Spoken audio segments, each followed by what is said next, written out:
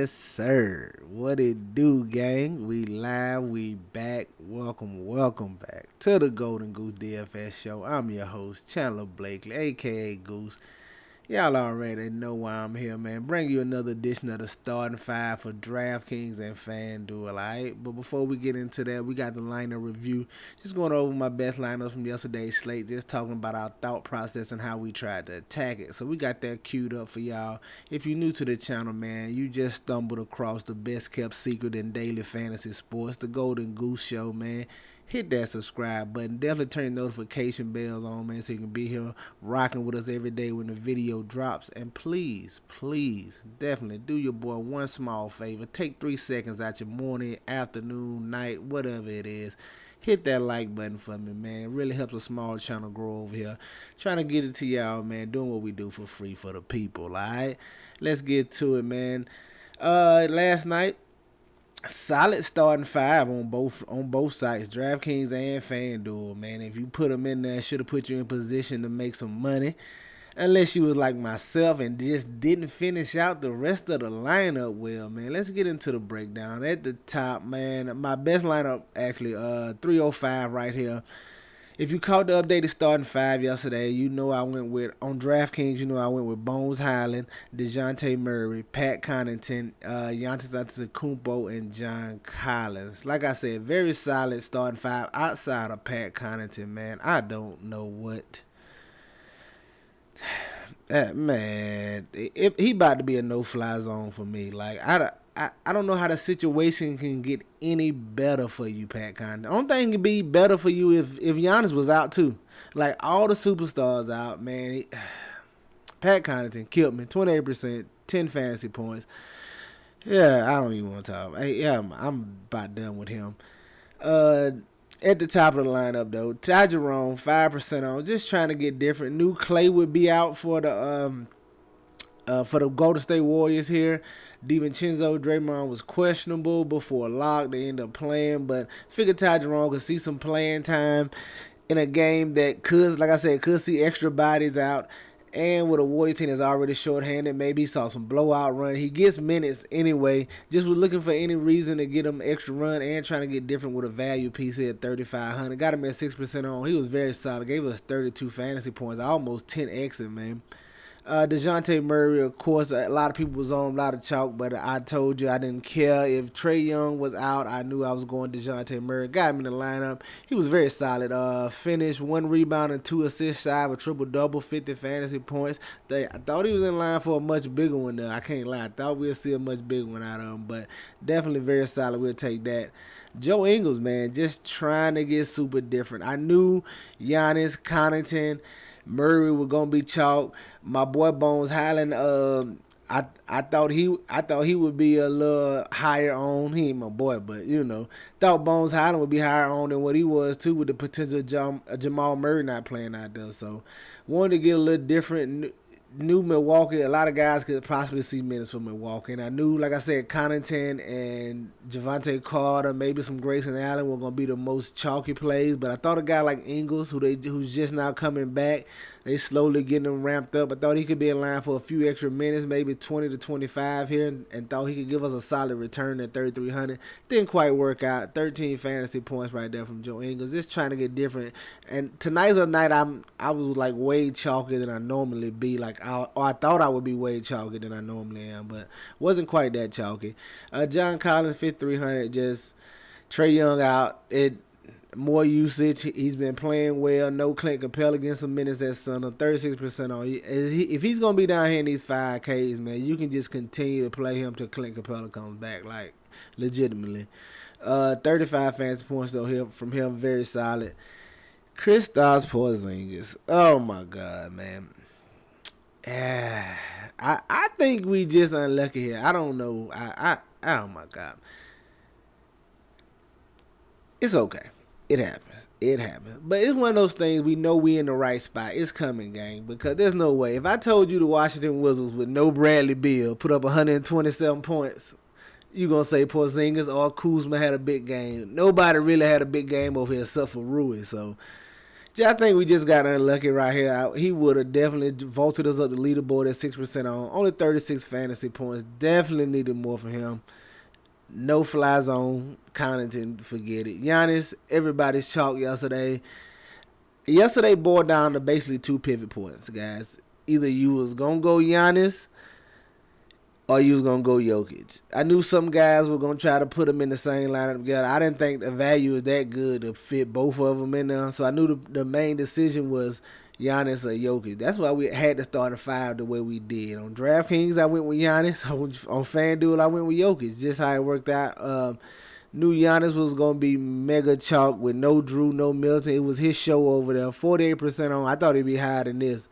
84 fantasy point. Absolutely crushed it last night. And then Bones Highland, 15% on. Like I said, well, I guess everybody here just went with that Javon Carter, those early guards value. Some people went to the Pistons. I know they was popular. Burke smashed thanks to Killian Hayes getting ejected. But I think a lot of guys went there. That's why Highland came in at a little lower ownership than I thought he would be. But once we saw that Jamal Murray questionable, he don't play back-to-backs. We knew Highland would get the start, and we got him in at 15% on. He absolutely smashed. 45 fantasy points going against the Kings, almost 10x. Pardon me, guys. Let's go look at FanDuel. See how we fared over there. Oh, that was, what did I say? We won $6 over there. I think that was the $4.20 max, that contest. My bad. I don't think I stated that. Over here, this is the single entry. Starting 5 on FanDuel was De'Aaron Fox, DeJounte Murray, Pat Connaughton once again, and Nikola Jokic. So, and Dante DiVincenzo. I couldn't remember. Yeah, Dante DiVincenzo. But I actually switched off on went Lamb here. At the top, Bones Highland, 17%. Once again, 41 fantasy points. Just very solid for it. De'Aaron Fox.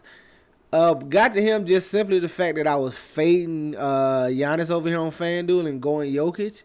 So at the time, I thought I did like everybody thought Sabonis would be out. So thought I could get a mini game stack between Jokic and Fox, and with no Jamal Murray, I feel like these two could go back and forth and put up a big game against each other, and what would be a better game than last night.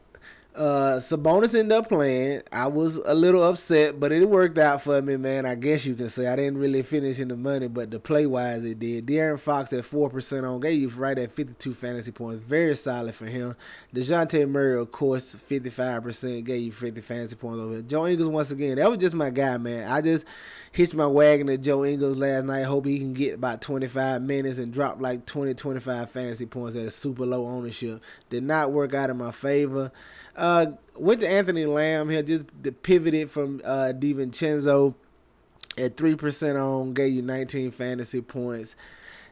Definitely didn't destroy us, but needed a little more from him. Patrick Williams, just another spot trying to get different. My problem on FanDuel, I went too different.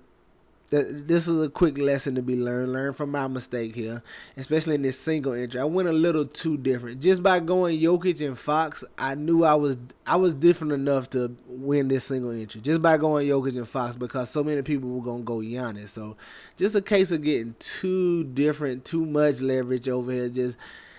And it ended up being my downfall in this spot. So that's what happened to us yesterday on FanDuel. But still, the starting 5 was very solid. If you played it, like I said, it had you in position to make money.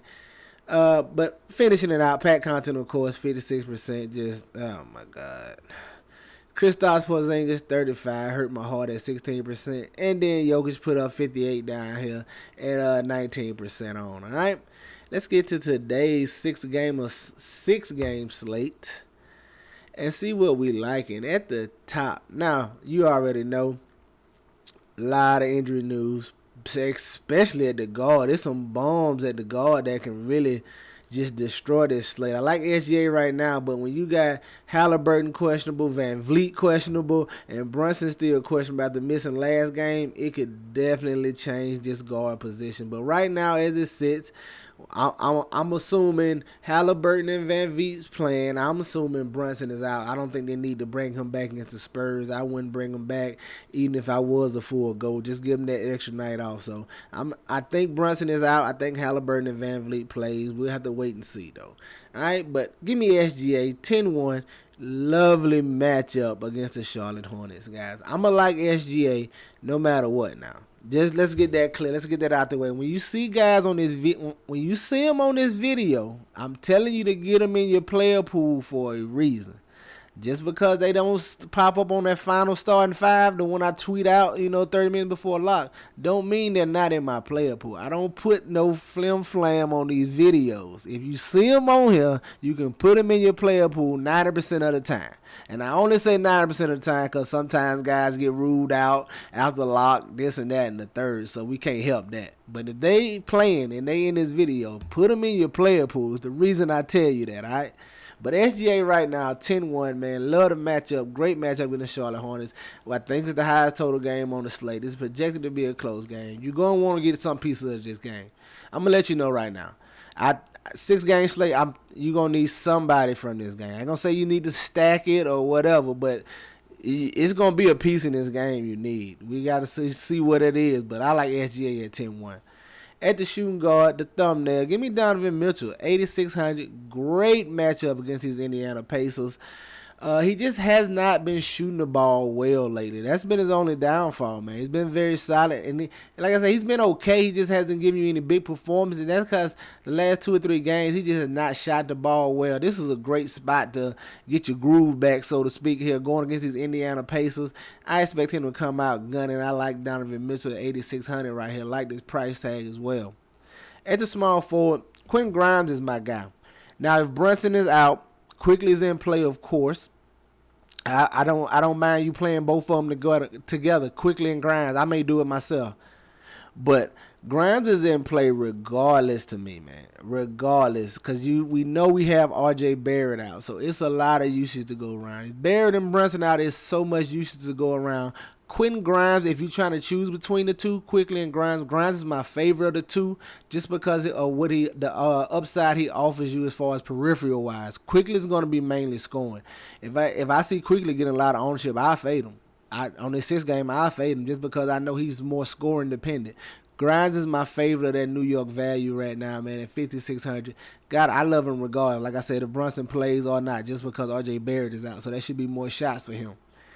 At the power forward, they just going to force my hand. Jeremy Sochan, I still ain't learned it yet. But at 4,800, he's going to be super chalk. He's going to be super chalk. Just because of how he's been performing lately. And DraftKings refuses to really bump up his price. He's too cheap. Going against these New York Knicks. And then he's in a spot where Devin Vassell and Keldon Johnson are questionable. If both of them guys miss, he is going to play and be able to do whatever he wants when he wants. And you just probably going to have to play him, man. So I don't think fading him is the right move here. I don't. I know he's a rookie. It's the Spurs, but I'm just gonna play him. I'm just gonna play him. We'll see how it works out. Like I said, especially if Vassell and Keldon Johnson is out. Now, if those two play and something else happen and some more value open up, I have no problem getting off on him. But right now, man, just give me Mr. Jeremy Sochan at 4,800. And then at the center spot, I have some interest in Mr. Sengun for the Houston Rockets going against the Dallas Mavericks. Now, it is a pace-down game, but Sengun has been very solid. You know he's a double-double threat. You know I like picking on this Dallas Mavericks front court with no real rebounders down there. If he can stay out of foul trouble, and sometimes they play with his minutes. I hope they don't in this spot. As long as he gets the minutes, he should walk in the gym with a double-double here against these Mavericks. And I like the price tag on 5,900. So there you have it, man. Your starting 5 for DraftKings. Shai Gilgeous-Alexander, Donovan Mitchell, Quentin Grimes, Jeremy Sochan, however you say it, and April Sengun. All right? Get you some exposure to these guys, man. Get them in your player pools. They definitely going to be in mine. All right? Over on the FanDuel side, at the top, I got interest in LaMelo Ball here, 9K. It's that OKC Charlotte game. I'm telling you, it's the game everybody's going to run to. Be wise when you're picking your picks over there. maybe try to get different and get with some different value plays over there. But people are gonna be on this game. Like it's not.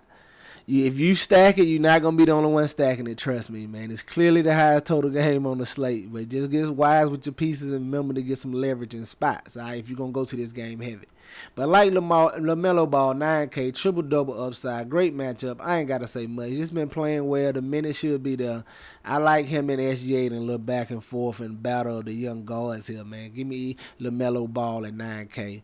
And shooting guard, staying with Donovan Mitchell, 8,900. Like I said, I know he's not gonna draw too much ownership. It's a way of me getting different on a play that has a huge upside here and a great matchup against the Indiana Pacers, man. The ownership's gonna be down on him because, like I said, he hasn't been shooting the ball well, hasn't flashed with any big fantasy performance as of recently. So the ownership is gonna be down on him. I like getting Donovan Mitchell at 8,900. Coming in at small forward. I want to look at Desmond Bain.